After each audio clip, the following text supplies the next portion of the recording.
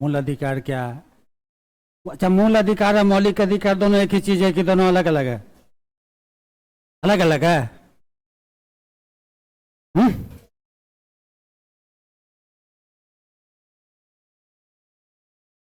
मूल अधिकार और मौलिक अधिकार दोनों अलग अलग है कि एक ही चीज है? एक ही चीज है ना? सब बोथ आर द सेम। और इंग्लिश में क्या कहते हैं? Fundamental rights. एक ह्यूमन राइट्स भी होता है, मानव अधिकार। हम लोग को सबसे पहले कौन सा अधिकार मिलता है दुनिया में? जब कोई आता है, कोई बच्चा आता है ना, बच्चे का जन्म होता है, उसको आते ही सबसे पहले कौन सा अधिकार मिल जाता है? ह्यूमन राइट्स मिलता है उसको। नैसर्गिक अधिकार, these are called natural rights. ठीक है, के लिए यूएन चार्टर, उसके लिए बाकायदा 1948 में के लिए अधिनियम पास किया गया, पारित किया गया। उसमें कोई डिस्क्रिमिनेशन नहीं है, नेचुरल राइट है। लेकिन मूल अधिकार या जो मौलिक अधिकार होता है वो संविधान के द्वारा या सरकार के द्वारा प्रदत्त किया जाता है। भारतीय संविधान के कौन से भाग में है? कौन से पार्ट में है? Part 1, part 2, part 3? देखिए, क्वेश्चन का पैटर्न तो देखा होगा आप लोगों ने, अपना क्या पूछता है एसएससी वगैरह में। हाँ, तो क्वेश्चन आप लोग को हाईली फैक्चुअल पूछा जाता है एसएससी में। पूछ देगा कौन से पार्ट में? Part 1, part 2, part 3, part 4। हाँ, कौन से पार्ट में? हाँ, पार्ट 3 में है। कहाँ से कहाँ तक है? कौन से आर्टिकल से लेकर? 12 से 35 तक है। ठीक है, 12 में क्या है? 12 में राज्य की परिभाषा दी गई है। राज्य में क्या क्या आता है बताइए? कार्यपालिका है, विधायिका है, सांविधिक संस्थाएं, गैर सांविधिक संस्थाएं, स्थानीय निकाय। दरभंगा नगर निगम राज्य में आएगा कि नहीं आएगा? हाँ, राज्य में आएगा, राज्य की परिभाषा में आएगा कि नहीं आएगा? जिला परिषद आएगा कि नहीं आएगा? पंचायत आएगा? पब्लिक सेक्टर कंपनियां आएंगी कि नहीं आएंगी? आएंगे। समझ गए ना? तो बेसिक इस तरह से पूछा भी जाता है। कमीशन तो है नहीं कि तुमको देगा क्वेश्चन और रीजन बेस्ड कर देगा, ऐसे नहीं देता है। आपका तो जितना ज़्यादा फैक्ट्स, क्लैरिटी रहनी चाहिए, स्पष्टता जिसको कहते हैं। कन्फ्यूजन की तो कोई गुंजाइश ही नहीं है, क्योंकि स्टेट फैक्ट है ना। कितने तरह के फंडामेंटल राइट्स? 7 तो थे। कौन से अधिकार को हटा दिया गया? कैसे हटा दिया गया? विधि का शासन तो बात कीजिए। संपत्ति का अधिकार, राइट टू प्रॉपर्टी जो था, उसको हटा दिया गया। ठीक है, कब हटाया गया? कौन से संविधान संशोधन के द्वारा हटाया गया? कौन था प्राइम मिनिस्टर उस समय में? कौन थे पीएम? मोरारजी देसाई पीएम। तो कहाँ रख दिया गया? हटा तो दिया गया मूल अधिकार से, लेकिन रखा कहाँ गया? भारतीय संविधान में तो अभी भी है ना। किधर रखा गया? अमेंड करके उसको रिमूव करके 300A में या कम है जो 300। ये सब चीज़ बिल्कुल ध्यान रखना हो। ठीक है, आर्टिकल 326, हम लोग जो वोट देते हैं, मतदान का अधिकार, वो मूल अधिकार है कि संवैधानिक अधिकार है? संवैधानिक अधिकार। किसी व्यक्ति को मतदान के अधिकार से वंचित किया जा सकता है कि नहीं?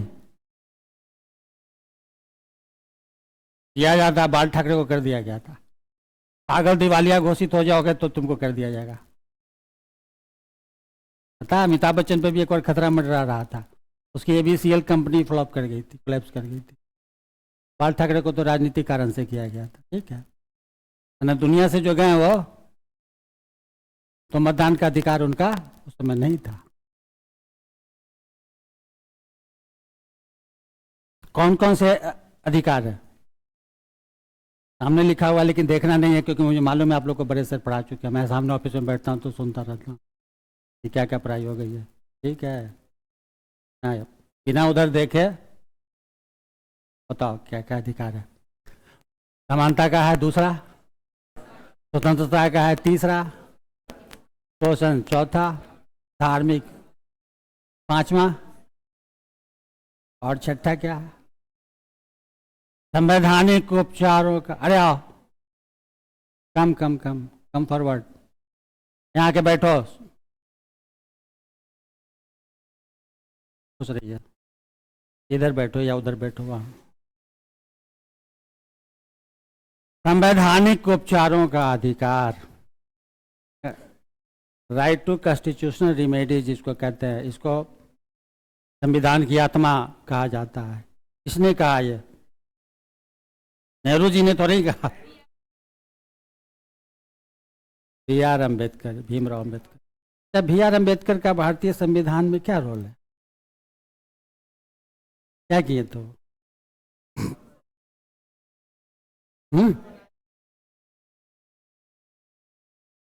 संविधान का पिता किसको कहा जाता है? Father of Indian. क्यों कहा जाता है? संविधान को बनाए, ड्राफ्ट किए थे, ड्राफ्टिंग कमेटी के, he was the chairman of drafting committee. Draft किया जाता है कोई चीज़ का, चलिए सब तो बेसिक चीज़ आ भी दिया, लेकिन मेरी आदत है, मैं पूछताछ बहुत करता हूँ, और ये यदि मुझे पता चल गया कि आपको पढ़ा दिया गया, या मैं जब पढ़ाता हूँ ऐसे मैं ज़्यादा नहीं पूछता, लेकिन जब मैं पढ़ा देता हूँ तब तो मैं थॉरो पूछता हूँ किसी से, ठीक है, सब कंसेप्ट क्लियर है। बताओ, समानता का, राइट टू इक्वलिटी कहाँ से कहाँ तक है? कौन से आर्टिकल से कौन से आर्टिकल? उधर नहीं देखना, उधर सब लिखा हुआ है। और बताओ, शोषण के विरुद्ध अधिकार, 23-24 में, 23 से 24। आप किसी से बंधुआ मजदूरी, फोर्स्ड लेबर करवा सकते हैं कि नहीं करवा सकते हैं? नहीं करवा, क्राइम हो जाएगा। किसी से काम करवाओ, पैसा नहीं दो, खाना नहीं दो, ठीक है। बाल श्रम करवा सकते हो कि नहीं? चाइल्ड लेबर, चाइल्ड लेबर करवा तो नहीं सकते हैं, लेकिन मान लिया मेरे अपना कोई इन हाउस बिजनेस है अपना, मेरा अपना, तो मेरे घर के बच्चे उसमें काम कर सकते हैं, लेकिन उसका भी नियम है कि स्कूल आवर में वो काम नहीं कर सकता है, पता है ना, 6 से 14 साल तक। मैं पूछूंगा अभी, हालांकि पता भी होगा। तो 6 से 14 साल तक के बच्चों को फ्री एंड कंपलसरी एजुकेशन दिया जाना है। ये पहले फंडामेंटल ड्यूटीज में था, 51A, बाद में इंसर्ट किया गया स्वर्ण सिंह समिति की कमेटी की रिपोर्ट के आधार पर, उसी में है 51A के, हाँ, सब क्लॉज बोलते हैं उसको। सब आर्टिकल जब पढ़ते हैं हम लोग ना, तो ऐसे पढ़ते हैं, आर्टिकल, क्लॉज, सब क्लॉज, तो सब क्लॉज, हाँ ऐसे। तो वहाँ से निकाला गया, उसमें अमेंडमेंट किया गया, 86th अमेंडमेंट, पोस्टर पैक्ट में लिखवा भी दूंगा, उसमें है, पीपीटी में आपका बना। तो वाजपेयी जी कौन था पीएम? 86th अमेंडमेंट जब पारित किया हमारे प्रधानमंत्री अटल बिहारी वाजपेयी, तो वहाँ से फंडामेंटल ड्यूटीज में से उसको निकाल के 21A में शामिल किया गया। अब वो क्या है, कौन सा राइट हो गया? फंडामेंटल। अगर इसको लागू ठीक से नहीं किया जाए, कोई कोताही कर दी जाए गार्जियन के द्वारा, पेरेंट्स के द्वारा, बच्चों को स्कूल नहीं भेजा जाएगा, तो उनके खिलाफ कार्रवाई की जा सकती है। तो मैं वो बता रहा था बाल श्रम के बारे में। तो बाल श्रम का नियम है कि अपने आपके कोई एंटरप्राइज है, तो आप उसमें स्कूल आवर छोड़ के टाइमिंग है, तो आप अपने उस बच्चे से काम करवा सकते हो, आपका अपना बिजनेस है। हाँ, हैजार्डस, डेंजरस एंटरप्राइज में किसी भी स्थिति में, तो मान लिया केमिकल कंपनी तुम्हारी है, फैक्ट्री है, उसमें तुम अपने बच्चे से काम नहीं करवा सकते, दूसरे से तो नहीं करवा सकते हो, दूसरे बच्चे को तो अपने कमर्शियल एक्टिविटीज जो पर्सनल है उसमें भी नहीं करवा सकते इंडिविजुअल, लेकिन डेंजरस, हैजार्डस एक्टिविटीज जो तुम्हारी कंपनी की है, कोई बिजनेस की है, आप मनाइए। तो बाल श्रम नहीं करवा सकते। बता दिए कैसे नहीं करवा सकते हो, कब करवा सकते हो, क्या उसकी स्थिति है। ये बताओ, माइनॉरिटी अभी पेपर वगैरह आप लोग पढ़ते कि नहीं पढ़ते? देखते भी नहीं। न्यूज़ वगैरह देखते हैं, हालांकि न्यूज़ तो बकवास दिखाता है, पकड़ लेता है एक ही चीज़। मैं तो खुद मीडिया पर्सन हूँ, लेकिन मैं न्यूज़ ज़्यादा नहीं देखता हूँ, पेपर तो पढ़ता ही हूँ, पेपर मैन हूँ तो। अभी अलीगढ़ मुस्लिम यूनिवर्सिटी बहुत चर्चा में था, सुप्रीम कोर्ट में मैटर चल रहा था माइनॉरिटी स्टेटस को लेकर, फैसला नहीं आया। तो माइनॉरिटी को लेकर यह है कि उनको अपने इंस्टीट्यूशंस बनाने का अधिकार है, चलाने का अधिकार है, आर्टिकल 13। फिर अभी आजकल, हाँ, एक दो दिन पहले की बात है, सेंट स्टीफेंस कॉलेज नई दिल्ली में, वहाँ पर 120 स्टूडेंट्स को प्रेयर मीटिंग्स में भाग न लेने के लिए नोटिस जारी कर दिया गया और सेकेंड सेम के एग्जाम से उनको डिप्राइव्ड कर दिया गया। They all where deprived from appearing for the examination in second same. अब वो लोग कोर्ट में चला गया, बहुत विवाद हो गया, मीडिया में बात आ गई। तो उसमें भी है कि आर्टिकल 25 में जो है, वहाँ से शुरू होता है ना, 25 से लेके कहाँ तक है, 30 तो बाद में मैंने बता दिया। 25 से 28 तक क्या है? यहाँ धार्मिक स्वतंत्रता। तो धार्मिक आयोजन, मान लिया कोई संगोष्ठी किया जा रहा है, कोई क्या कहते हैं सिम्पोजियम, इस तरह का कुछ किया जा रहा है, कंग्रीगेशन होता है, धार्मिक सम्मेलन, रिलीजियस कॉन्फ्रेंस करवाता है, जो भी है इस तरह, तो आर्टिकल 25 में। तो वो लोग जो गया, स्टूडेंट लोग गया, 28(3) उसका जो सब क्लॉज है 3 में चला गया कोर्ट, इसका वायलेशन हो गया। उसमें यह है कि आप फोर्स नहीं कर सकते हो, ठीक है, आपका माइनॉरिटी, पता है ना, क्रिश्चियन माइनॉरिटी इंस्टीट्यूट के रूप में सेंट स्टीफेंस को मानता है, यानी कि जो माइनॉरिटी है, यानी क्रिश्चियन जो स्टूडेंट्स हैं, उनको क्या है, प्रेफरेंस है। जनरल भी जा सकते हैं, हिंदू भी जा सकते हैं, मुस्लिम भी जा सकते हैं, लेकिन पहले प्रेफरेंस किसका होता है? इसलिए सीट रिजर्व है। माइनॉरिटी निश्चित है, क्रिश्चियन माइनॉरिटी है तो उनका पहले है, ये पढ़ते तो जनरल भी है। तो अब ये मानो कि स्टूडेंट्स किसी कारण से, हालांकि लोग बोले कि कोई आउटेस्टेशन था, जो भी अपना रीजन दिए, तो 28 आर्टिकल 28 सब क्लॉज 3 में है कि इसमें छूट है कि कोई यदि शामिल नहीं हुआ तो आप उसको फोर्स नहीं कर सकते। ये चर्चा में आ गया, पता चल गया ना कि कौन सा आर्टिकल है, आर्टिकल 28 सब क्लॉज 3 में।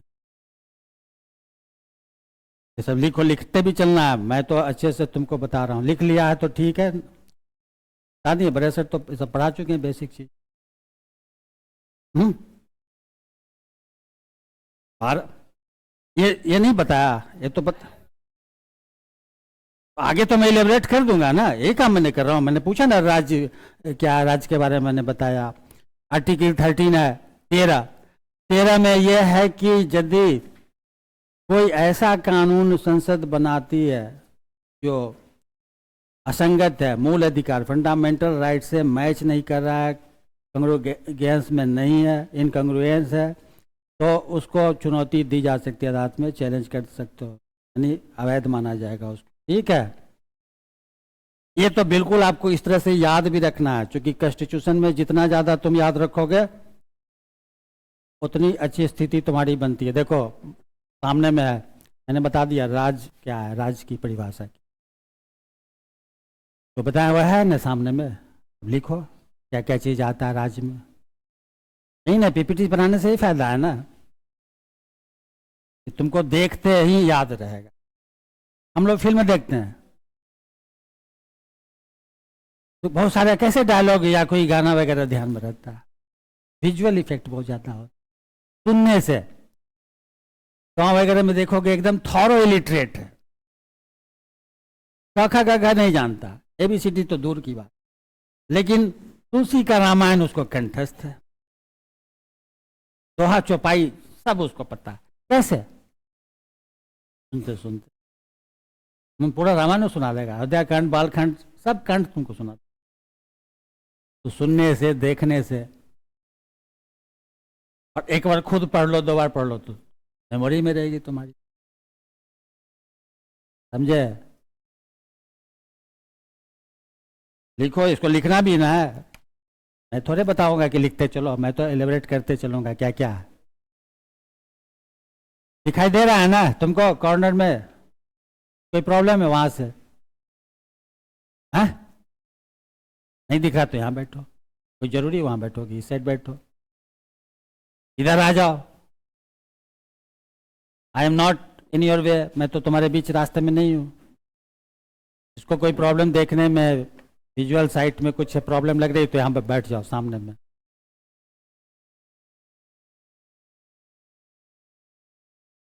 इंडियन कॉन्स्टिट्यूशन में जो ज़्यादातर क्वेश्चन पूछे जाते हैं, खासकर जो एसएससी का पैटर्न है, आपने देखा होगा, मैं भी देखा, फंडामेंटल राइट और डायरेक्टिव प्रिंसिपल जो स्टेट का है, इससे बहुत क्वेश्चन पूछता है।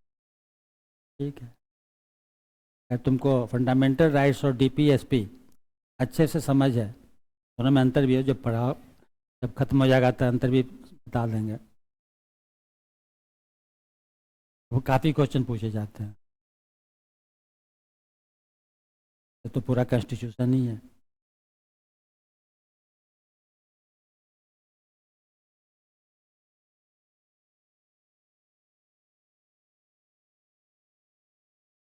क्या था आर्टिकल 13 में? ये था कि मूल अधिकार से असंगत कोई भी विधि अगर बनाई जाती है, पारित की जाती है, निर्माण किया जाता है और असंगत है, यानी मैच नहीं कर रहा, तालमेल नहीं बिठा पा रहा, तो उसको क्या किया जा सकता है? उसको जाकर चुनौती दिया जा सकता। नहीं आ जाएगा भाई, मैच नहीं कर रहा। हम लोग कपड़े पहनते हैं तो मैच में पहनते हैं कि नहीं पहनते हैं? किसी को तुम देखते हो कि धोती पे शर्ट पहन लिया, धोती पे टाई बांध लिया, हाँ, कुर्ता सेट है बेटा। आजकल तो नए नए, हाँ, कुर्ता सेट पहनते हैं। आजकल तो पैंट कम धोती बनने लगे मार्केट में आने, तो फैशन का जमाना नहीं। हम लोग के बचपन में लोग बेल बटन को बोलते थे, बेल बटन पहनते थे, बेल बटन का जो मोहरी होता था इतना, यहाँ अमिताभ बच्चन की कुछ फिल्म देखोगे उसमें पहन। फिर क्या आया, जमाना आया कि लोग टाइट पहने, दोस्त फिटिंग वाला बेल बटन से, फिर पुनः मुझको बाबा, ये तो होता है। इसी को फिर फैशन। जीन्स है, एक खरोंच नहीं है या कुछ इधर उधर है, रेड कहोगे या जो भी कहो, रिप्ट कहो, तो कहेगा अरे नया जीन्स ले लो जाकर। और बड़े बड़े ब्रांड, और तुमको रिप्ट जीन्स बेचते हैं, लोग पहनते हैं, इधर से कटा, उधर से कटा, उधर से फटा, हाँ, और उसका प्राइस भी ज़्यादा है। क्या है भाई? फैशन है। लेकिन यहाँ फैशन नहीं है, यहाँ फैशन में क्या तालमेल नहीं है।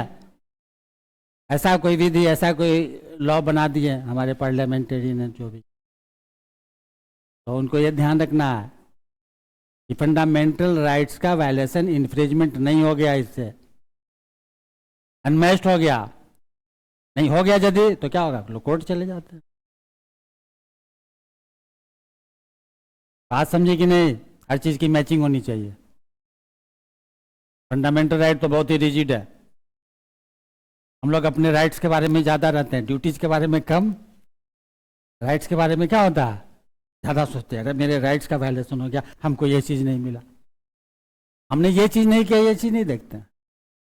दोनों का बैलेंस होना चाहिए ना, राइट्स और ड्यूटीज में बैलेंस होना चाहिए। हो गया ये? एकदम याद हो गया ना? आर्टिकल 12 में राज में क्या क्या आता है?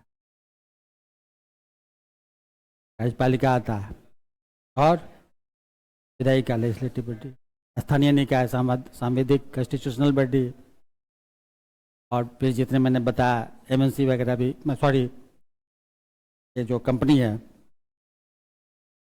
गवर्नमेंट एंटरप्राइज जिसको कहते हैं। बैंक आएगा कि नहीं आएगा? आएगा। ये थोड़ा दिमाग तो लगाना ही पड़ेगा ना, कोई अब ऐसा थोड़ी कि रट्टा मार लोगे।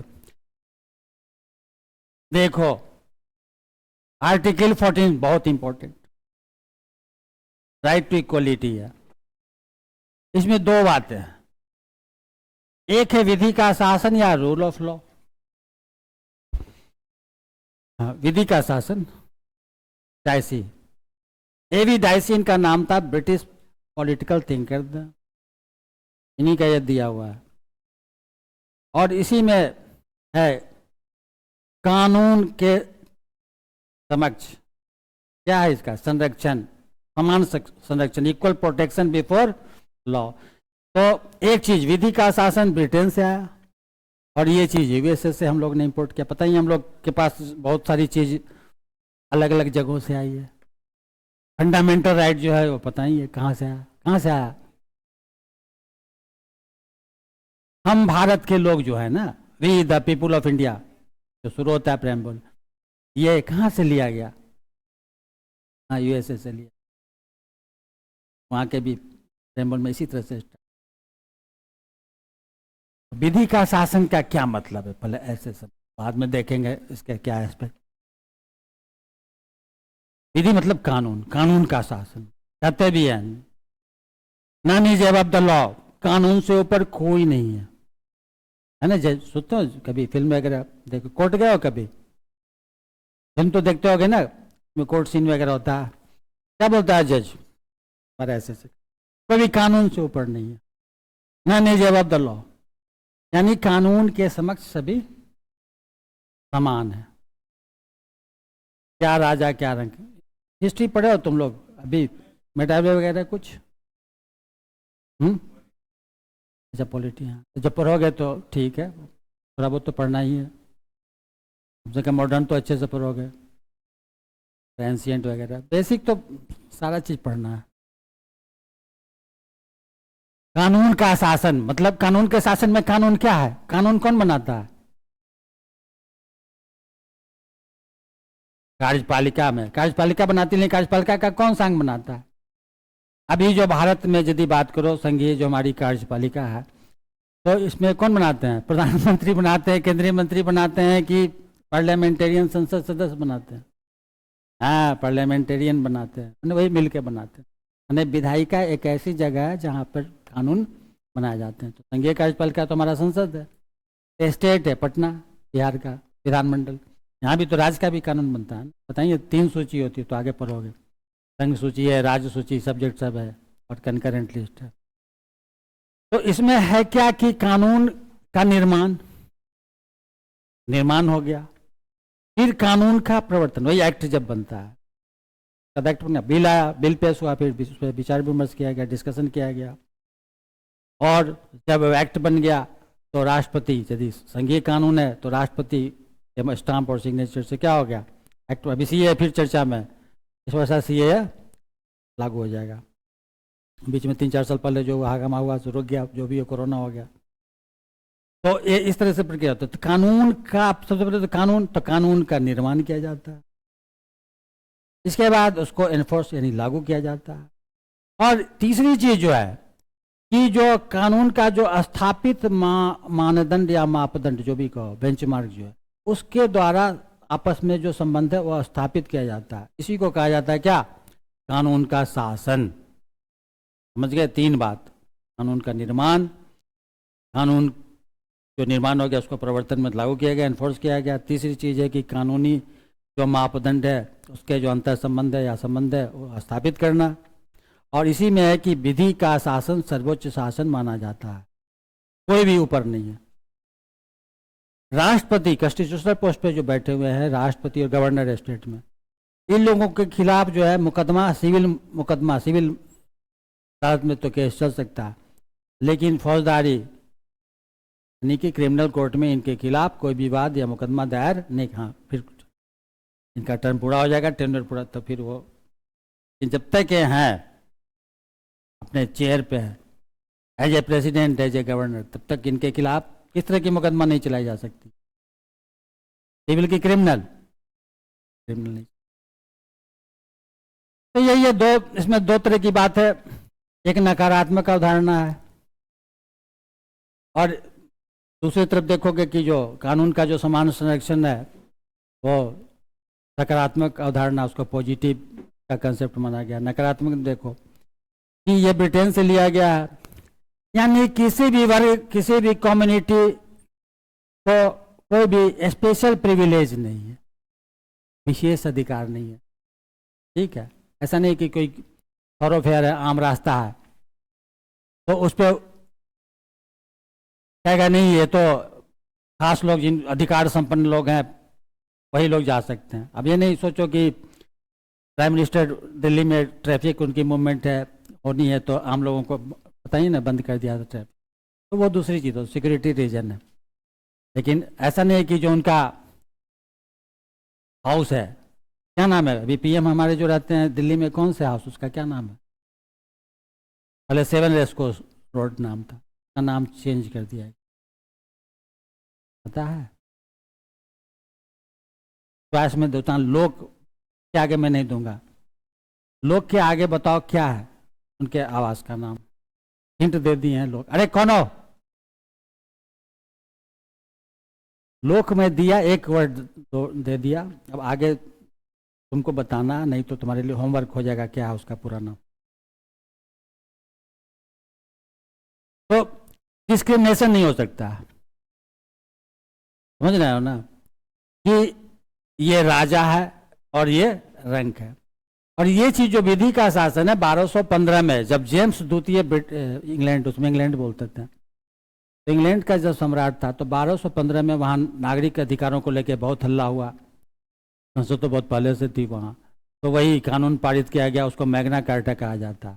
ठीक है, और बाद में ये चीज़ फिर मैंने बताया कि डायसी, जो ये भी डायसिस का पूरा नाम था, पॉलिटिकल थिंकर था, ब्रिटिश पॉलिटिकल थिंकर, तो ये इस चीज़ को फिर एस्टेब्लिश किया, अपना उसका व्याख्या किया जो भी है। और इसमें कहा गया कि कोई there will be no discrimination between high and mighty and common citizens, आम लोगों और शक्ति संपन्न प्रभुत्व संपन्न लोगों के बीच में कोई विभेद नहीं किया जा सकता। इसी को विधि का शासन कहा जाता है। और विधि का शासन का मतलब है कि कोई भी व्यक्ति कानून से ऊपर नहीं है। अब ये और बात है, अपवाद है इसका, कि कौन कौन लोग अपवाद में आते हैं, तो कारण है ना कि वो उस तरह का काम करते हैं, इसलिए उनको कुछ छूट दी गई है, जब तक वो till then they are holding the position, occupying the position, तभी तक है। ऐसा नहीं कि बाद में फिर वो कॉमन सिटीजन है। और हाँ बोलो, ये क्या लिखा हुआ है? ये तो कानून का समान संरक्षण में अनुपातिक जो दिया गया है, समानता, प्रोपोर्शनल इक्वलिटी का कंसेप्ट यह है कि समान स्थिति में समान व्यवहार किया जाएगा। इसको भी मैं एक्सप्लेन कर रहा हूँ, ये यूएसए से लिया गया, अमेरिका से लिया गया। हाँ, equal protection before the law का मतलब यह है कि समान स्थिति में समान व्यवहार किया जाएगा और असमान स्थिति में असमान व्यवहार। वैसे समझो, इंडिया में एक स्पेशल पावर एक्ट, जिसको आफ्सा बोलते हैं, arm forces special power act है। हमारे जो नॉर्थ ईस्ट के जो रीजन है, पता ही इंसर्जेंसी बहुत ज़्यादा है, वहाँ पर तो कई दशकों से लागू है। हाल फिलहाल तक जम्मू कश्मीर में लागू रहा था 370 के बाद, अब उसको हटाया। हाँ, अशांत क्षेत्र जो होता है वहाँ पर क्या करते हैं कि नागरिकों के अधिकार जो है कर्टेल कर दिए जाते हैं, है ना। देखेंगे स्वतंत्रता अधिकार में क्या क्या है, free movement, freedom of expression, बहुत सारा चीज़ वहाँ जब अवसर लागू रहता है जिस क्षेत्र में, वहाँ पर ये सब चीज़ कटौती है। इतने बजे तक तुमको अपने घर में एंट्री हो जानी है। हाँ, पता है, शाम 6 बजे के बाद सूरज ढलने से पहले घर में एंट्री कर लो। सुबह में इतना, अभी देखो पेपर पढ़े होगे तो राजस्थान का जो बॉर्डर कुछ डिस्ट्रिक्ट है पाकिस्तान से लगने वाला, वहाँ पर डीएम ने ऑर्डर निकाल दिया कुछ गांव के लिए कि इस समय से इस समय तक लोग, मैंने रात में बताया कि शाम में 7 बजे से लेकर सुबह शायद 5-6 बजे तक ये उनकी मूवमेंट नहीं हो सकती है, आम लोगों की अपने घर में रहें। लेकिन इस चीज़ को एनफोर्स करने के लिए, मॉनिटरिंग करने के लिए जो एडमिनिस्ट्रेटिव जो एजेंसी है, जो एम्प्लॉई हैं या खुद डीएम है, एसपी हैं, वो लोग तो मूवमेंट करेंगे, तो उन पर तो लागू नहीं ना हुआ, कैसे लागू? तो यही चीज़ हो गया कानून का समान संरक्षण, कि आम लोगों को तो कहा गया घर में रहो, लेकिन ये चीज़ की वायलेट नहीं हो रहा, वायलेशन नहीं कर रहे हैं, तो वो खुद क्या कर रहे हैं, मॉनिटरिंग कर रहे हैं, उन पर लागू हुआ, वो तो घूम रहे हैं। लेकिन घूम रहे हैं तो एक देश के लिए ना, तो ऑब्जेक्टिव है, ऑब्जेक्टिव इसका मीनिंग है, लॉजिकल है, कि वास्तव में कोई उस समय के बाद घर से बाहर तो नहीं है मॉनिटरिंग करने के लिए।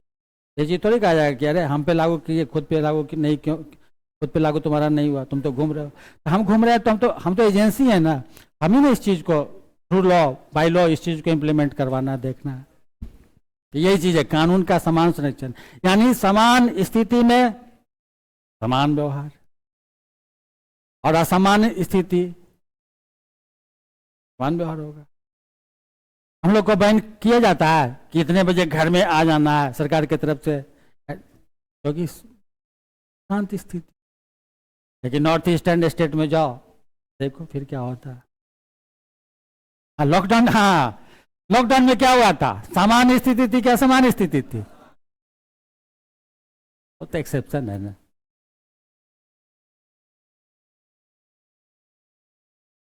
लेकिन हम लोग इसके बावजूद घर के ग्रोसरी लाने के लिए, मिल्क लाने के लिए हम लोग को तो नहीं रोका जाए। मेडिसिन की दुकान खुली हुई थी, ग्रोसरी के खुले होते। ये और बात है कि रेस्टोरेंट ढाबा वगैरह बंद थे, लोगों का बाहर से खाना पीना बंद था। नहीं बहुत दिक्कत थी, जो लोग खाली फास्ट फूड खाते थे उस चक्कर में रहते थे खाना, बताइए क्या क्या हुआ, तबीयत खराब हो गई। बहुत लोग खुद से सेल्फ कुकिंग किए, बनाना सीखे, महिलाओं को थोड़ा सा आराम हो गया।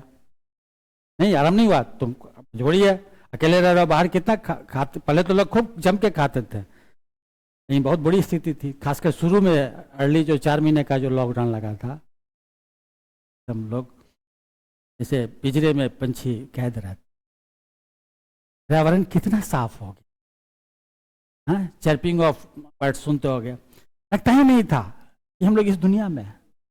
फिर वही स्थिति है, पोल्यूशन। दिल्ली में, तो दिल्ली में रहता हूँ, मैंने बहुत क्लीन ग्रीन, मैंने जो भी कहो बहुत अच्छा लगता था। फिर यहाँ भी जब आए तो देखे तो और ज़्यादा साफ, क्योंकि क्या हुआ था, ट्रक बस कहीं मूवमेंट ही बंद थे, पोल्यूशन तो ज़्यादातर यही लोग फैलाते हैं। अब फिर वही डाके 3 बात समझ गए। कानून का समान संरक्षण से क्या समझे, ये नेगेटिव कोनोटेशन है कि पॉजिटिव कोनोटेशन है, नेगेटिव कंसेप्ट है कि पॉजिटिव कंसेप्ट है, क्या है? तो यहाँ मैंने बताया ना, विधि का शासन एविडेंसी ने दिया था। तो कानून विधि का शासन का मतलब यही है कि नकारात्मक में क्या है, तो कोई भी विभेद नहीं किया जाएगा समान परिस्थिति, मैंने उसमें आम, हाँ आम जन माने जो कॉमन सिटीजन है उनमें, और जो रूलिंग क्लास है, हाँ तो ये तो नेगेटिव कोनोटेशन है एविडेंसी का दिया हुआ। ये ब्रिटेन का हो गया, ये जो कानून का समान संरक्षण है, तो समान परिस्थिति में समान व्यवहार, और असमान स्थिति में समान व्यवहार। अरे मोदी जी की दाढ़ी वाड़ी कैसे बढ़ गई थी, हाँ सैलून वैलून बंद हो गया। देखिए सारे जो रखते थे लोग क्लीन सेव की बात नहीं तो खुद बनाते हैं, लेकिन जो क्योंकि सारे बंद थे तो दिक्कत हो गई। रविन्द्रनाथ टैगोर की जैसी उनकी सब कुछ हो, अब है ऐसा नहीं है।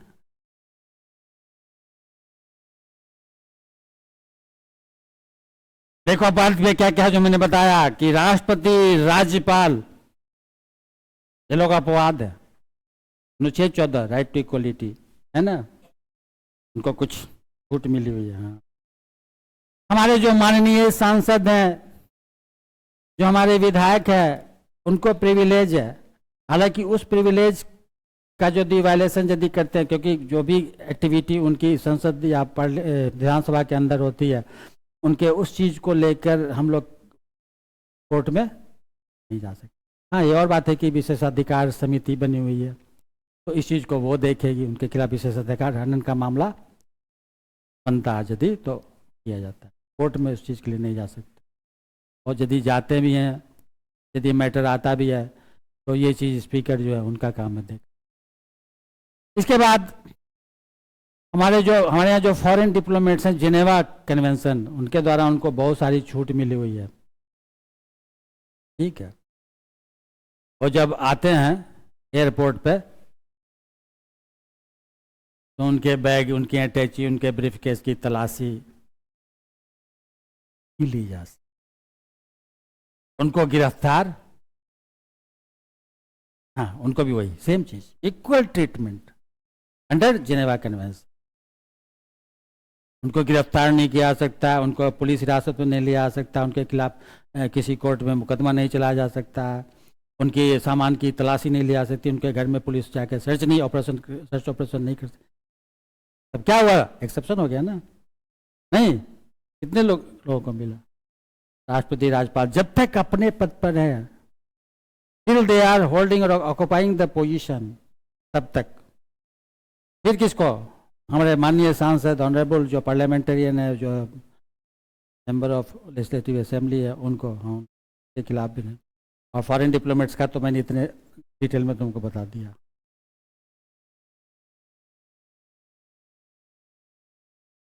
आर्टिकल 15 डिस्क्रिमिनेशन, क्या क्या, धर्म, लिंग, जाति, हाँ, क्षेत्र के आधार पर कोई भेदभाव नहीं। धर्म जो भी समझो, धर्म, लिंग, जाति, वंश, क्षेत्र, इस आधार पर किसी भी व्यक्ति के साथ भेदभाव नहीं किया जा सकता। लेकिन इसका भी अपवाद है, महिला है, बच्चा है, इसके लिए कुछ विशेष व्यवस्था की गई है। एससी है, एसटी है, ओबीसी है। रिजर्वेशन जो दिया गया, इसको मिला के दिया गया 15 और 16 सब क्लॉज 4 के साथ मिला के। धर्म, जाति, लिंग, मूल, वंश, क्षेत्र के आधार पर कोई भेदभाव नहीं। लेकिन अपवाद है, हर चीज का अपवाद है। दुनिया में कोई ऐसी चीज नहीं है जिसका अपवाद नहीं है, बस ऐसे ही समझो। लेकिन इसको लोग लूफोस मानते हैं, कमी, और उसका यूज करते हैं। और चीज दी गई अच्छी चीज के लिए कि उसको बैलेंस में करना है, उसको रेक्टिफाई किया जा सकता है समय के साथ, क्योंकि एक ही जैसा समय नहीं न रह सकता है। समय के साथ बहुत चीज में परिवर्तन करना पड़ता है ना। संविधान में संशोधन क्यों करना पड़ता है? क्योंकि फिर उसके जैसी परिस्थिति बदलती रहती है, नीड रिक्वायरमेंट्स बनती है, तो करना पड़ता है।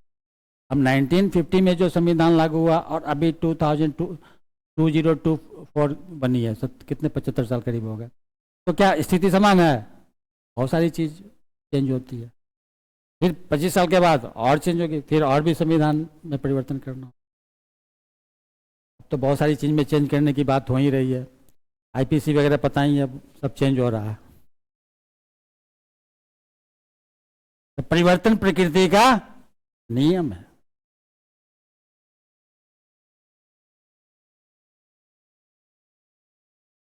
आर्टिकल 16 इसमें सब क्लॉज 4 रिजर्वेशन, नौकरियों में सरकारी तो निजी क्षेत्रों में भी आरक्षण की बात हो रही है। लेकिन वो लोग क्या देगा?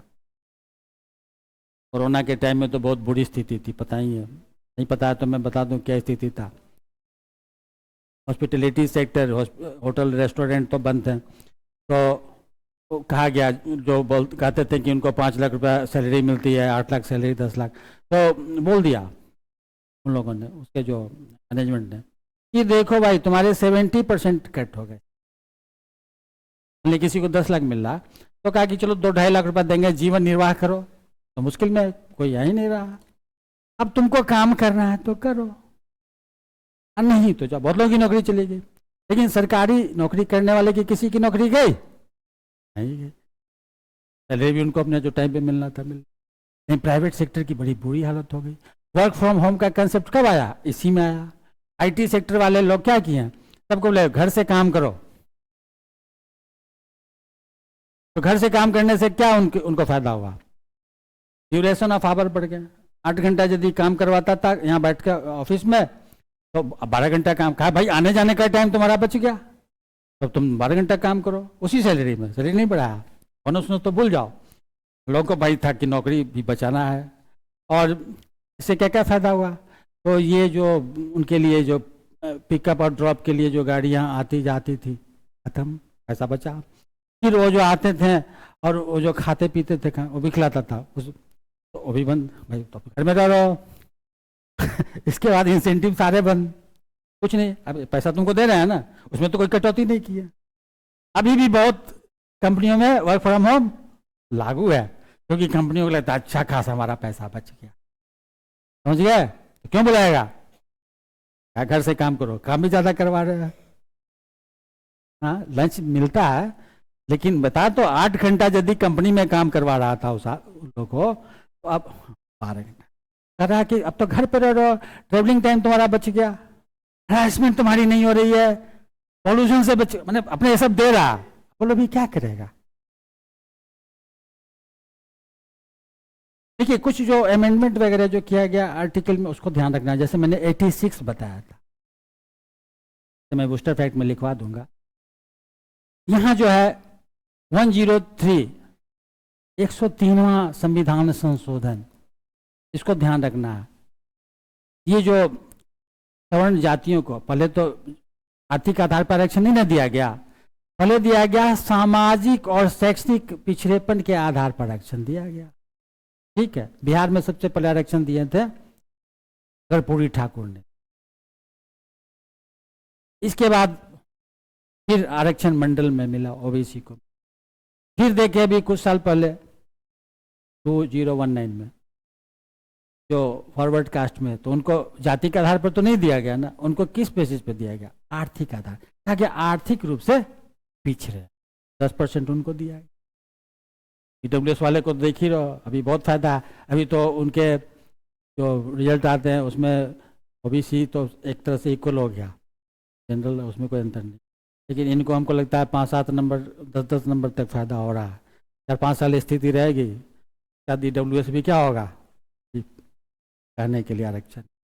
तो काका कालेलकर सबसे पहले इनकी अध्यक्षता में चेयरमैनशिप में 1953 में पिछड़े वर्गों की पहचान, तो क्या केस क्या था, तो जाति के आधार पर, जाति के आधार पर on the basis of caste का आगे आइडेंटिफाई कीजिए कि कौन कौन लोग पिछड़ी जाति बैकवर्ड कास्ट में आते हैं। तो ये चीज ध्यान रखने की। प्रथम जातीय आधार पर जो आयोग बनाया गया था वो काका कालेलकर आयोग 1953 में, और दूसरा आयोग जो बना था वो बना था वही कर्पूरी ठाकुर के समय में। बिहार के वो क्या नाम था, बीपी मंडल भी यहाँ सीएम रहे थे बहुत पहले 70 के डिकेड में, तो उनकी अध्यक्षता में आयोग बना, बीपी मंडल की अध्यक्षता में 1979 में, और उसकी रिपोर्ट 89 वगैरह में शायद आई थी। और बीपी सिंह पीएम बने थे वही 1 साल के लिए, जो भी 11 महीना के लिए शायद, इनके समय में लागू किया गया मंडल आयोग, समझे। ये सेकेंड था। ओबीसी को जो 27% जो रिजर्वेशन दिया गया नौकरी, सरकारी नौकरियों में, मंडल आयोग की रिपोर्ट पर देखे नहीं।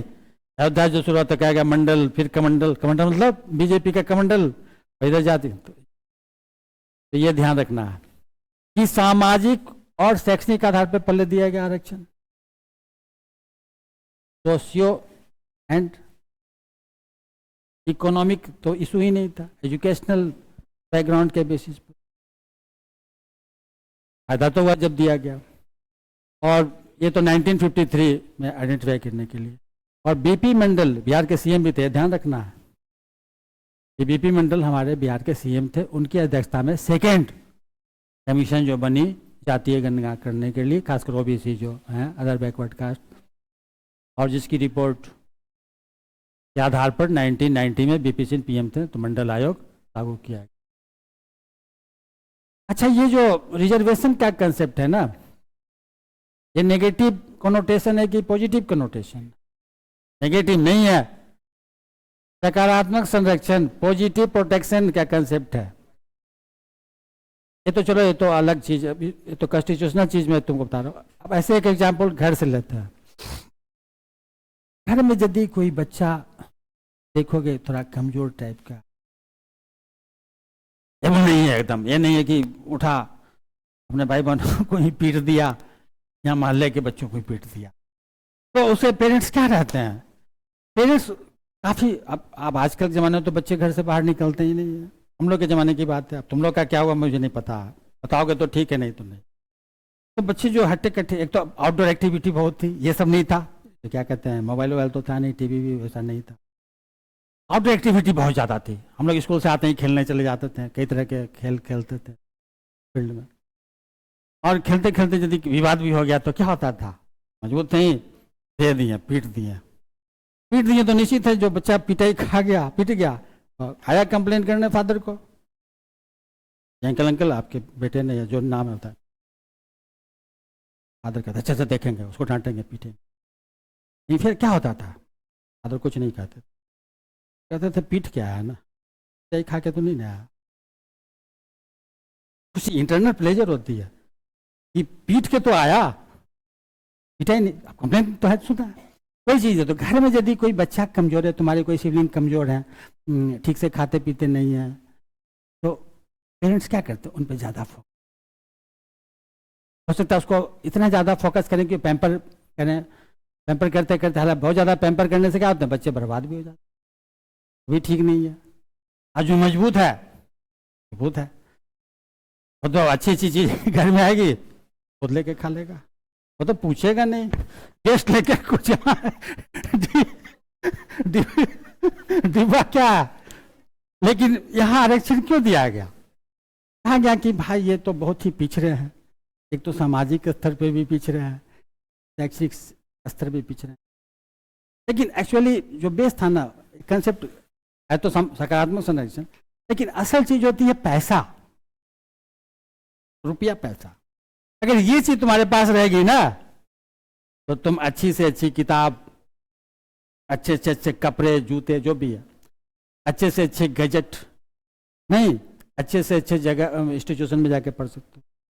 अमेरिका में क्या, अमेरिका में सारे यूनिवर्सिटी +2 तक सारे गवर्नमेंट के अंडर में है, जो भी स्टेट गवर्नमेंट है, जो यूनिवर्सिटीज की पढ़ाई अमेरिका में सबसे महंगी, जो काफी ज्यादा पैसे वाले लोग हैं उन्हीं के बच्चे वहां। हम लोग के इंडिया में क्या है, सरकारी स्कूल में पढ़ो, कॉलेज तो सारे सरकारी, रहने के लिए पैसा, प्राइवेट स्कूल में तो बहुत पैसा लगता है।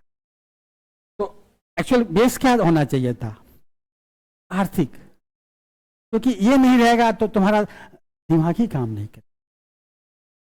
ऐसे भी कहा जाता है भूखे पेट नहीं हो भजन गोपाल, लेकिन जो दिया गया शुरू में तो दिया गया था 10 साल ही आरक्षण, ये तो कॉन्स्टिट्यूशन में किया गया था, तो 10 साल का रिव्यू करना चाहिए था कि भाई दिए रिजर्वेशन हम लोग तो कितने लोगों को लाभ हुआ। तो अब ये बन गया पॉलिटिकल एजेंडा, बढ़ाते चलो, वोट आ रहा बढ़ाते चलो। ये नहीं कभी रिव्यू करने की कोशिश की गई कि जिसको दिए थे उस कम्युनिटी को, उस कास्ट को कितना फायदा हुआ, कितने आगे बढ़े, सामाजिक और शैक्षणिक रूप से प्रोग्रेशन कितना हुआ, रिव्यू भी तो करना था। और शुरू में था 10 साल, प्रोग्रेस उसका रिपोर्ट देख के अगर जरूरत पड़ती तो फिर कर सकते थे, लेकिन नहीं, आपको देखने जो बढ़ाते चलो। तो देखो क्या स्थिति हो गई कि अब तो बता ही दिए जनरल और में कोई अंतर ही नहीं है मार्क्स का।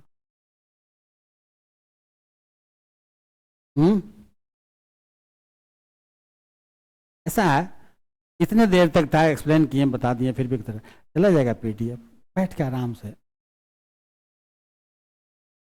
पीपीटी बनाने से ही ना फायदा हुआ कि एक तो तुमको अच्छे से कोई चीज समझा दी जा रही है, लिखा हुआ, लिखने के चक्कर में ज्यादा नहीं रहना चाहिए। क्या हुआ, तो अच्छी बात है, मैं यहाँ क्या करने आया हूँ कि हाँ, तुम्हारा जो कंसेप्ट है फंडामेंटल राइट्स को लेकर वो बिल्कुल क्लियर हो जाना चाहिए, क्लियरिटी रहनी चाहिए, कोई कंफ्यूजन नहीं रहनी चाहिए।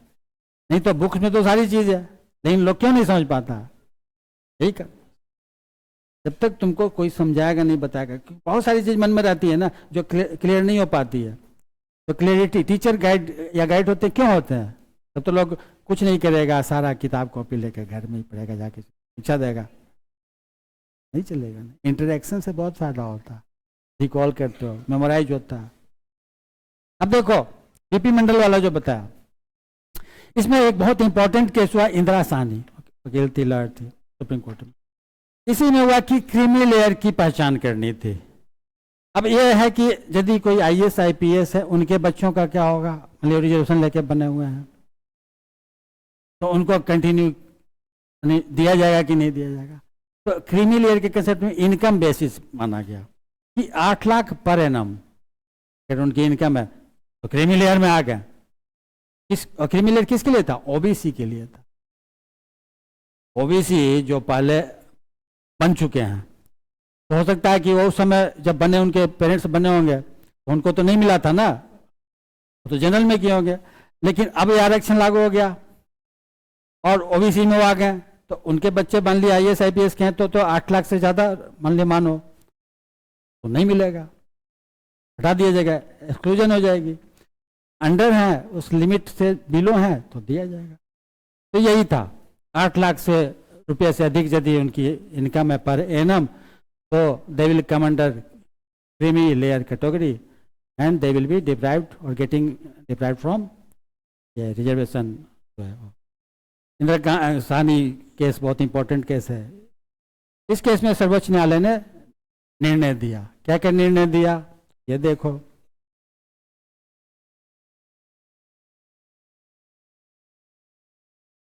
क्रीमी लेयर की अवधारणा अपवाद, हाँ SC ST पर नहीं। दूसरा, प्रमोशन में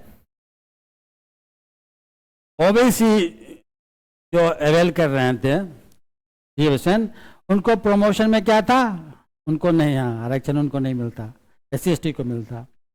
इसका जुडिशियल रिव्यू की बात इसमें की गई कि इसको, इसका जुडिशियल रिव्यू को यदि चैलेंज किया करे जैसे इंदिरा साहनी की, तो और आरक्षण जो है it will not more than 50%, इससे ज़्यादा। बहुत इंपॉर्टेंट चीज़ बोला, ये चीज़ आपको ध्यान में रखना है। क्या क्या चीज़ ध्यान में रखना है? पहला क्या है, क्रीमी लेयर। अपवाद में क्या था, SC ST को बाहर रखा गया। दूसरा था कि प्रमोशन में, हाँ। तीसरा ये था जुडिशियल रिव्यू के अंडर में इसको रखा जाएगा, यानी कि कोर्ट चाहे तो इसकी तो रिव्यू कर सकती है, देख सकती है इसमें क्या किया गया, क्या किया जा सकता। और 50% से ज़्यादा बिहार में तो अभी 73% शायद हो गया। 89% शायद तमिलनाडु में हो गया। यूपी के लोग देखते हो बिहार में नौकरी करने चले आते हैं, हैं? तुम कोई बताओ, कोई खोज के लाओ कि केरल में नौकरी कर रहा है, तमिलनाडु में नौकरी कर रहा है, आंध्र में नहीं, अपने स्टेट ऐसा मौका देंगे तो लोग, यहाँ के लोग प्राइवेट नौकरी में वो क्या कहते हैं, महाराष्ट्र जाते हैं कि नहीं जाते हैं, वो तमिलनाडु प्राइवेट जाते हैं काम करने के लिए, तो सरकारी में नहीं जा सकते हैं, लेकिन आने ही नहीं देते हैं। एक तो रिजर्वेशन वगैरह बहुत बढ़ा दिया इसके कारण। दूसरी है कि लैंग्वेज की भी, हालांकि लैंग्वेज कोई बहुत बड़ा प्रॉब्लम नहीं है, तो 4 महीना रहोगे कहीं तो लैंग्वेज सीख जाओगे, बोलना ही है ना। आर्टिकल 17 अनटचेबिलिटी, अस्पृश्यता का क्या किया गया, अंत कर दिया गया। पहले था कि जो सर्टेन जो कास्ट है उनको मंदिर में नहीं जाने देना, गांव वगैरह में तो बहुत ज़्यादा था, रूरल एरियाज वगैरह, कुआं से पानी नहीं ले सकते थे, जिस रास्ते से जा रहे हैं तो हट के जाना। हाँ, बहुत तरह की बात दिया गया भाई, नए भारत का निर्माण हो रहा है, संविधान हमारा अपना है, खत्म करो। खत्म तो कर दिया गया, लेकिन देखो क्या क्या किया गया, एक्ट ही पारित कर दिया गया। अपराध माना गया कि अगर तुम इस तरह का करते हो काम कि कोई अस्पृश्य जाति है, इस तरह का चीज। इसलिए देखोगे कि महात्मा गांधी ने क्या किया था, हरिजन शब्द दिया, हरिजन, कोई भेदभाव नहीं, इसे जाति को संबोधित करके सीधे कहा गया हरिजन है, बात खत्म। इस पर तो विवाद नहीं ना हो सकता था। तो अस्पृश्यता अधिनियम जो है पारित कर दिया गया, यानी कि छुआछूत इस तरह की चीज को बैन कर दिया गया, यानी कि मंदिर में नहीं जाना, कुआं से ये सब। अगर वो कंप्लेन करता क्या होता, चाहिए जेल की सजा, उन्हें कानूनी प्रक्रिया शुरू हो जाए। और इंदिरा गांधी के टाइम में ही नागरिक अधिकार संरक्षण अधिनियम भी पारित किया गया था, तो मजबूत बनाया गया काफ़ी ज़्यादा। अब तो खैर बहुत ये सब चीज़, अब तो न्यू जनरेशन ऐसे भी थोड़ा सा ये सब चीज़ रहता ही नहीं है, तो क्या, अब तो लोग अपने रूट से धीरे धीरे करते जा रहे हैं। कोई दिल्ली चला गया, मुंबई चला गया, तो देखते हो वही रहता है। कितने लोग गाँव जाते हैं, बहुत कम, कभी गए भी तो ज़्यादा कदा किसी चीज़ प्रयोजन में जा रहे हैं, ये चीज़। आर्टिकल 18 उपाधियों, end of titles, abrogation of titles समाप्त। राय बहादुर, खान बहादुर, मिर्जा बहादुर, इस तरह की जो उपाधि अंग्रेजों ने जो टाइटल दी थी, तुम एमबीबीएस डॉक्टर हो, एमबीबीएस एमडी, तो क्या लिखते हो? लिखते हो ना। इसके बाद तुमको पद्मश्री पद्म विभूषण मिला, सरकार देती। हम तो तुमको दिए उपाधि, उपाधि दे तो सकते हैं, लेकिन तुम सीधे नहीं लिखोगे अपने नाम से पहले। अडवाणी जी को लिख दिया गया, या और भी बहुत लोगों को भी दिया गया, बात नहीं लिखेंगे भारत, पहले भारत रत्न लिख देंगे, अब बाद में लिखिए आईएएस आईपीएस कोई बना जो भी, तो ये नहीं है कि वो लिखेगा पहले आईएएस, पहले अपना नाम लिखो तब लिखो। हाँ, लेकिन मिलिट्री जो हमारा जो डोमेन है, सैन्य क्षेत्र है, वहां पर ये नियम लागू नहीं होता, अपवाद है। कैसे? Lieutenant, lieutenant colonel, major general, rank commander, group captain, general, सब पहले। वहां तो लागू नहीं ना हुआ, वहां पहले क्या है, तो जो टाइटल है, समझे? इसके लिए तुम कोर्ट में नहीं चले जाओगे कि उपाधि का अंत कर दिया गया, फंडामेंटल का वायलेशन हो गया, वो कैसे। हाँ, लेकिन फिर उनको जो मेडल वेडल मिलता है, एबीएसएम, परम विशिष्ट सेवा पदक, वो मेडल, कीर्ति चक्र, वीर चक्र, परमवीर चक्र, वो सब कहाँ लिखते हैं? नीचे। हाँ, नीचे लिखते हैं नाम के बाद। नाम के बाद अब आईएएस, नाम क्या है तो आईपीएस, जो भी हो। ये नहीं, पहले नहीं लिख सकते हो। शैक्षणिक, सामाजिक एवं सैन्य क्षेत्र में अपवाद है। जैसे तुम एक तो एमबीबीएस करके भी डॉक्टर लिख सकते हो, और पीएचडी कर लो तब भी लिख सकते हो, है ना? दोनों स्थिति में डॉक्टर लिख सकते हो। बाकी तो बताइए नहीं मिलिट्री में क्या क्या। फिर अंग्रेजों ने जो लोगों को टाइटल दी थी, खान बहादुर, मिर्जा बहादुर, बहादुर टाइटल दिया गया था। अब वो कितने बहादुर थे? नहीं, राम बहादुर, राम बहादुर तो नाम है खैर, लेकिन जो टाइटल की मैं बात कर रहा हूं, खान बहादुर, राय बहादुर, राय साहब, इस तरह की उपाधि थी। इसको रहने दें। हाँ, क्या हुआ? राम बहादुर तो नाम है, राम बहादुर उपाधि तो है।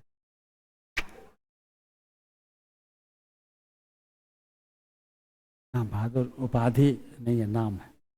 ना, तुम्हारा नाम राम बहादुर है क्या? क्या नाम है? तुम राम बहादुर के लिए परेशान क्यों? Why you are worried about Ram Bahadur? देखो, आर्टिकल 19 बहुत इंपॉर्टेंट है, बहुत इंपॉर्टेंट इसलिए कि एक तो पूछा भी जाता है, कल को इंटरव्यू वगैरह देने जाओगे तो वहां भी पूछा जाएगा, और कॉमन पार्लेंस, आम बातचीत में भी जब फंडामेंटल राइट की बात होती है ना, तो यदि किसी से बातचीत कोई कर रहा है ना, तो उससे इसी पे बातचीत हो।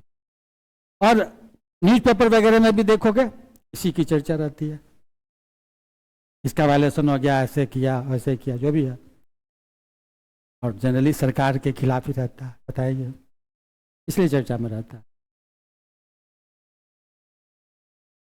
ऐसा तो पता ही आपको, शुरू में 7 था, 1 हटाया गया, ये एकदम ध्यान रखना है।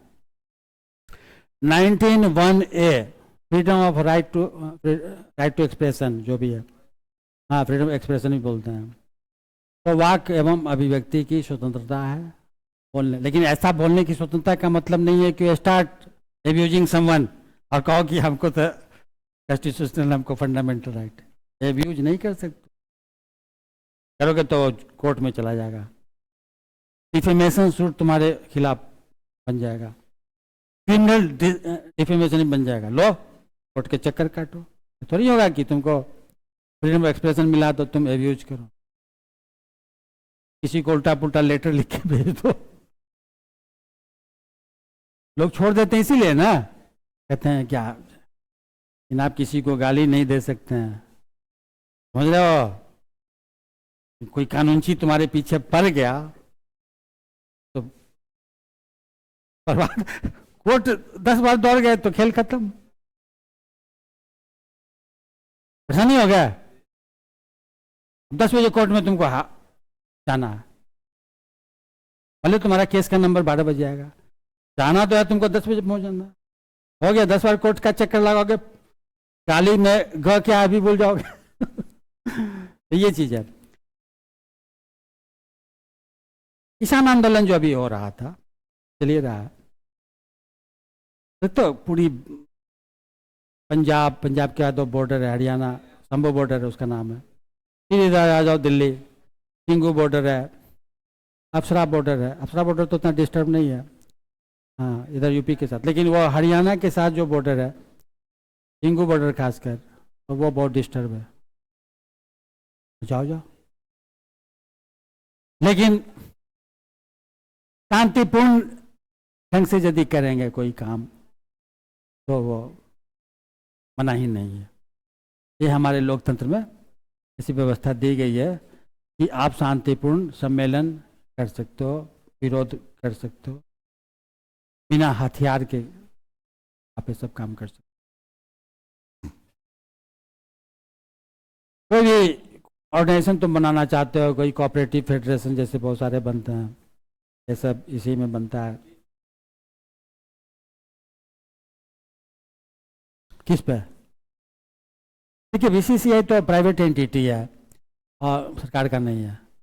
और पैसा, हाँ हाँ, तो बिल्कुल लग सकता है, इसीलिए प्राइवेट एंटिटी है, उसके पास तो पैसा की कोई कमी नहीं है। और बात थी राइट टू, क्या नाम है, राइट टू इन्फॉर्मेशन में उसको डालने की बात हो रही थी कि आरटीआई में उसका कितना इनकम है, कहाँ कहाँ खर्च, हाँ, लेकिन वो तो प्राइवेट है, हाँ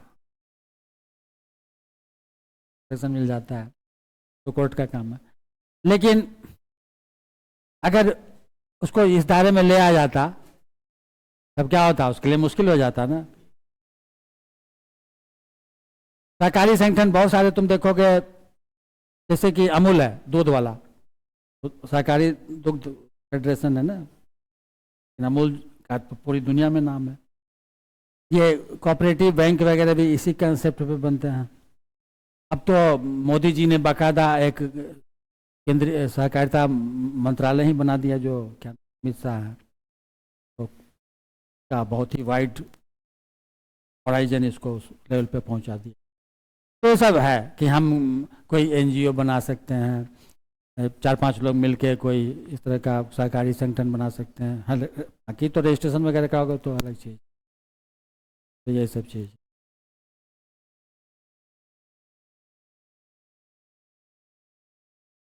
इसके बाद है,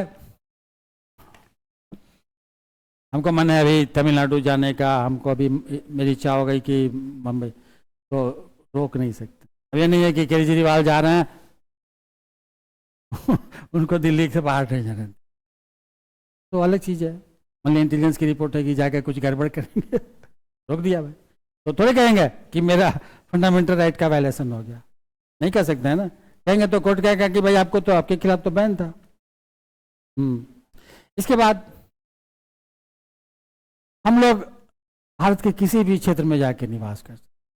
नागरिकता में आप लोगों ने पढ़ाई, बड़े सर पढ़ा दिया कि हम लोग भारत के नागरिक हैं, लेकिन we are not the citizen of Bihar. हम लोग रेसिडेंस हैं, निवासी हैं हम लोग। नागरिक किसके हैं? क्योंकि हमारे यहाँ एकल नागरिकता है, सिंगल सिटीजनशिप हम लोग। अमेरिका में दोहरी है, एक तो अमेरिका की खुद जो कंट्री है, क्यों पता ही अमेरिका फेडरेशन है, एक यदि कोई वर्जीनिया स्टेट में रह रहा है, कोई कोलोराडो स्टेट में रह रहा है, तो उस स्टेट का भी वो क्या है, अमेरिका में बिल्कुल 2 भाग में बटा हुआ है। एक सेंट्रल जो है फेडरल लेवल पे, फेडरल लेवल पे भी सुप्रीम कोर्ट है, फेडरल लेवल पे भी हाई कोर्ट है, ऐसे करके है। और एक स्टेट का भी है, स्टेट का भी सुप्रीम कोर्ट है, स्टेट ऐसे। लेकिन ऊपर कौन है? अगर डिस्प्यूट हो जाएगा स्टेट और फेडरेशन मैंने इसमें सेंट्रल में, तो निश्चित है कि वो ऊपर होगा, प्रियर उसी को माना जाएगा। इसके बाद राइट टू ऑक्यूपेशन, ये भी हम लोग को मिला हुआ है। ये जो एफ जो देख रहे हैं 19(1) सब क्लॉज एफ, ये समाप्त, ये कौन सा चीज समाप्त हो गया था? एफ में क्या था? राइट टू प्रॉपर्टी, तभी ने लिखा गया है समाप्त है। तो 19(1) सब क्लॉज 1 एफ में राइट टू प्रॉपर्टी जो था समाप्त कर दिए मोरारजी देसाई यहाँ। अब क्यों समाप्त किए उसमें नहीं जाना, जबकि खुद बहुत ही मालदार आदमी थे। इंडिया का प्राइम मिनिस्टर था जिसके पास गुजरात और मुंबई, उसमें तो मुंबई प्रोविंस करके था, वो तो डिप्टी कलेक्टर भी थे, हालांकि ऑनेस्ट आदमी थे, लेकिन उनका बिजनेस था बता दिए, और इंडस्ट्रियलिस्ट थे। हाँ, मोरारजी देसाई, उनके पास तो खुद पैसे की कमी नहीं थी। तो राजनीति में समझो तो कैसी स्थिति बन गई कि आ गए, और वित्त मंत्री तो बहुत लंबे समय तक रहे हैं इंडिया के, और मिनिस्टर भी। देखो, फ्रीडम ऑफ एक्सप्रेशन जो, फ्रीडम जो प्रेस है ना, वो भी इसी के अंतर्गत आता है। प्रेस की स्वतंत्रता जो है अनलिमिटेड नहीं है, असीमित नहीं है। ये नहीं है कि मीडिया कुछ भी दिखाएगा बोलेगा, नहीं, उसके खिलाफ भी कोर्ट में चला गया तो हाँ, समझ रहे हो ना कि प्रेस को जो स्वतंत्रता दी गई है, जो फ्रीडम दी गई है, वो भी 19 सब क्लॉज 1A के अंतर्गत ही दी गई है। और वह जो स्वतंत्रता है वह असीमित नहीं है, वह सीमित है, लिमिटेड है। यानी कि जो मन में आएगा मनमानी नहीं कर सकता। जैसे बताया कि हमको एज इंडिविजुअल हम लोग को जैसे मिला हुआ है, तो हम लोग किसी को भी कुछ गाना लगे, वो नहीं हो सकता। डिकोरम, डिसेंसी, ये सब मेंटेन करना, समझे? ये तो पता ही दिए, फिर क्या होगा करोगे तो। लोकतंत्र का चौथा स्तंभ बोलते हैं, वो तो अपनी बात है।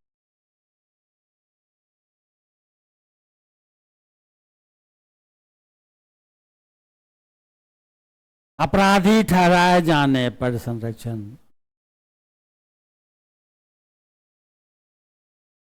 जब तक अपराध न सिद्ध हो जाए तब तक कोई भी व्यक्ति मुलजिम, इसलिए मुलजिम और मुजरिम में अंतर है। सजा कब मिलती है? जब दोष सिद्ध हो जाए, कल्पेबिलिटी विल बी प्रूव्ड। तब तुमको सजा मिल गई तो तुम हो गए कन्विक्टेड, जिसको बोल। दूसरी चीज यह है कि तुमने कोई अपराध किया है तो इन्वेस्टिगेटिव एजेंसी जो है वो तुम्हारे खिलाफ सबूत लाएंगी। तुमको अपने डिफेंस तो करना है, लेकिन उसके लिए तुमको ये खुद प्रूव करने की जरूरत नहीं है कि तुम अपने आप को प्रूव करो। पहले तुम पे चार्जेस लगेंगे, तब तुम डिफेंस करोगे कि नहीं मैं नहीं था। नॉट प्लीडेड गिल्टी, इस तरह का टर्म सब होता है लीगल टर्म में। प्लीडेड गिल्टी यानी दोषी हैं। हाँ, इंग्लिश में सब देखोगे।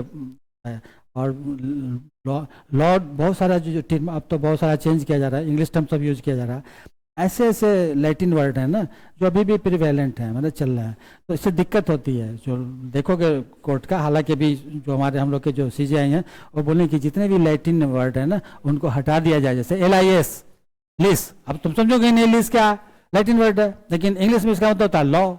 लॉ तो सब समझता है। तो ये चीज है, अब उसको ठीक किया जा रहा है। अपने खिलाफ तुम गवाही, डबल जियोपार्डी को बोलते हैं, दोहरे जोखिम से बचाव है। दूसरी बात कि एक ही अपराध के लिए 2 बार सजा नहीं दी जा सकती। फिल्मंदा कानून देखे थे ना, अमिताभ बच्चन वाली, मर्डर नहीं किया था, सजा हो गई थी। बाद में क्या किया, जो उसको फंसाया उसको जज के सामने में कोर्ट में क्या किया, मार दिया। पहले तो फंस गया, जज ने सजा भी उसको दे दी, बाद में देखा नहीं ये तो जिंदा है, और तो ये कोर्ट में भागा जा रहा था। फिल्म देखोगे तो पता चलेगा। और जज के सामने में बैठा था, मैंने भाग के वहीं पहुंच गया। अमिताभ बच्चन के पास था खंजर, टैगर, क्या मार दिया उसको। और जज को बोला भी, तो आप मुझे 2 बार सजा नहीं दे सकते, एक बार आपने मुझे 14 सारा जीवन की जो ही हो, और एक ही अपराध के लिए मुझे, तो यही है, एक ही अपराध के लिए किसी को भी 2 बार सजा नहीं दिया सकती।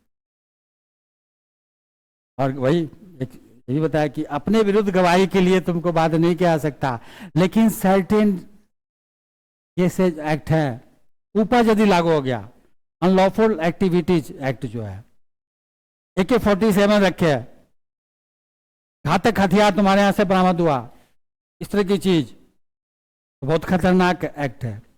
नेशनल सिक्योरिटी एक्ट तुम्हारे खिलाफ लगा दी गई। यूपी में गैंगस्टर एक्ट है, वहाँ बहुत मुश्किल, हालांकि रिव्यू किया जाता है, रिव्यू बोर्ड होता है, समय समय पर करता है। NSA में तो है कि एक बार पकड़ लिए गए 1 साल के लिए अंदर, से पहले तो कुछ नहीं, बेलुल कुछ नहीं है।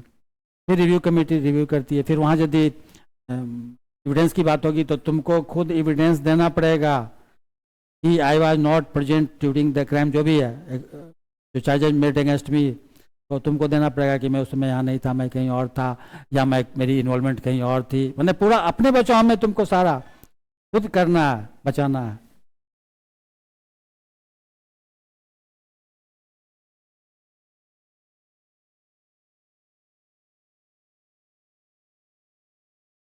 प्राण दैहिक स्वतंत्रता, आर्टिकल 21, किसी भी व्यक्ति को उसके जीवन से विधि द्वारा स्थापित जो प्रक्रिया उसके बिना उसको वंचित नहीं किया जा सकता। अब ये नहीं है कहोगे सर फांसी की सजा दे दी गई, फांसी की सजा ऐसे नहीं दे दी गई, पूरी प्रक्रिया अडॉप्ट की गई। तब देख तो फिर रिव्यू होता है, फिर क्या होता है, राष्ट्रपति के पास जाता है, क्षमादान पार्डन के लिए जाता है, हाँ? फिर वापस आता है कि कुछ एरर है, फिर रिव्यू सुप्रीम कोर्ट करती है। ऐसे किसी को नहीं किया जा सकता उसके उसमें, नहीं कि आतंकवाद, इवन आतंकवादियों का क्या है, वो तो मार दिए, लेकिन वो जब मार दिए पकड़े गए उनको फांसी की, तो फिर अपने डिफेंस में कहते हैं कि मुझे मतलब नहीं वंचित किया जाए। अफजल गुरु को देखे थे ना वो पार्लियामेंट वाला में। मेनका गांधी विवाद जो है बहुत इंपॉर्टेंट है, 1980 के करीब था। कि इसमें जीवन, इसमें तो गोपालनवाद में तो बहुत ही सीमित व्याख्या किया था, तो निश्चित है कि इसमें हम लोग नहीं जाएंगे। जिसमें डिटेल एक्सप्लेनेशन सुप्रीम कोर्ट ने किया मेनका गांधी के साथ था कि रोजी रोटी जो मैंने जीवन जीने का मकसद ये नहीं है कि किसी तरह से जीवन जी लिया, नहीं, गरिमापूर्ण शालीन ढंग से सम्मान के साथ जीवन जीने की बात है फंडामेंटल राइट में, जो एक्सप्लेन किया मेनका गांधी में सुप्रीम कोर्ट ने। फिर राइट टू सेंसर, निंदा का अधिकार भी है, सुप्रीम कोर्ट बोला, मेनका गांधी बात बहुत इंपॉर्टेंट है। और अभी कुछ साल पहले ये राइट टू प्राइवेसी चर्चा में था, निजता का अधिकार, डॉक्टरों की बड्डी वगैरह सुप्रीम कोर्ट गई थी, या इंटरनेट सोशल मीडिया में जो चीज आ रही है उसको कंट्रोल करने को लेकर था कि ये राइट टू प्राइवेसी का वायलेशन है, हाँ समझ गए ना CCI, तो उसमें था।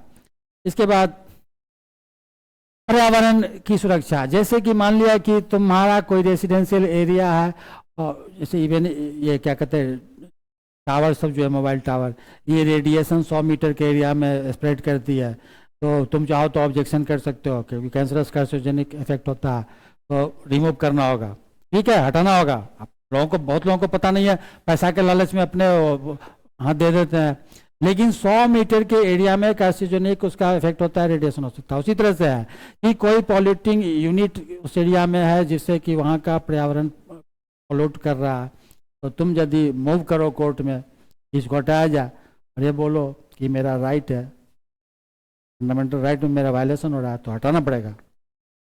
यही सब चीज थी, यानी कि क्रियाकलाप जो भी एक्टिविटीज है उससे दूसरे व्यक्ति पर प्रत्यक्ष रूप से कोई भी प्रभाव नहीं पड़ता।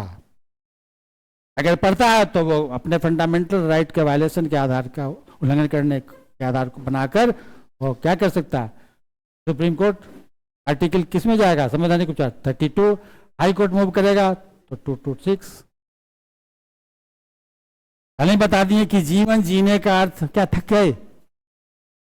कितना इंटरेस्टिंग है, फंडामेंटल राइट तो सुनते सुनते जाते, एक दिन में नहीं, एकाध करेंगे फिर कल पढ़ाएंगे।